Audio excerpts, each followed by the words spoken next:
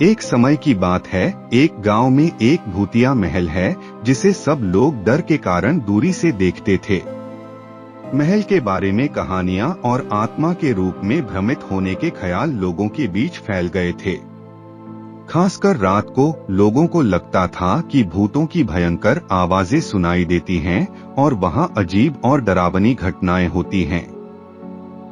एक दिन एक बहादुर और साहसी युवक नामक राजा का बेटा वीर उस महल के बारे में सच जानने का फैसला करता है। उसने अपने दोस्तों को साथ लिए और महल की खोज करने के लिए रास्ता चुनते हैं। जब वे महल पहुंचते हैं तो उन्हें उसकी विलक्षणता और भयानकता का अनुभव होता है। वे महल के अंदर घूमने लगते हैं और वे एक कमरे में पहुंचते हैं जिसे सब लोग सबसे ज्यादा डर के साथ जोड़ते हैं। कमरे में पहुंचने के बाद उन्हें दरवाजे से आवाज सुनाई देती है, कौन है वहां? धीरे धीरे वीर दरवाजे के पास जाता है और कहता है, मैं वीर हूँ। मैं यहाँ आया हूँ ताकि मैं इस भूतिया महल के बारे में सच जान सकूं। दरवाजे खुल जाते हैं और उसके सामने एक भूत प्रकट होता है।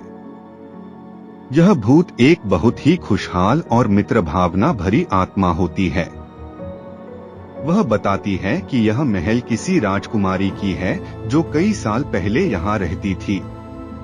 वह भूत कहता है, मुझे यहाँ अकेले होने की आदत हो गई थी और मैं लोगों से डर रही थी। मुझे बहुत खुशी हुई कि तुम आए हो और मुझे मुक्ति दिलाने में मदद करोगे। वीर अपने दोस्तों के साथ भूत की बातों को सुनते हैं और वे अचंभित हो जाते हैं। उन्होंने रात्रि को बिताने के लिए महल में ही ठहरने का निर्णय लिया। रात को वे देखते हैं कि भूत महल के अंदर इतना खुश और प्यार भरा है। वे रात्रि भर वहां रहते हैं और उनका भय दिन बिताते समय कम होता है।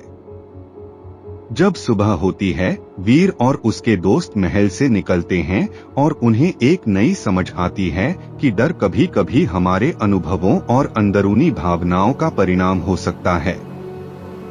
उन्होंने यह समझा कि भूतिया महल उस राजकुमारी की एक रूहानी पहचान है जिसे सच्ची मित्रता के साथ स्वीकार किया जाना चाहिए।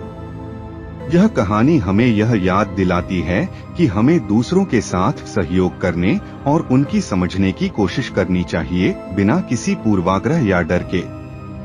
इसके बजाय हमें संबंधों को मजबूत करने और साथ में अच्छाई और समझ को बढ़ावा देने की आवश्यकता होती है।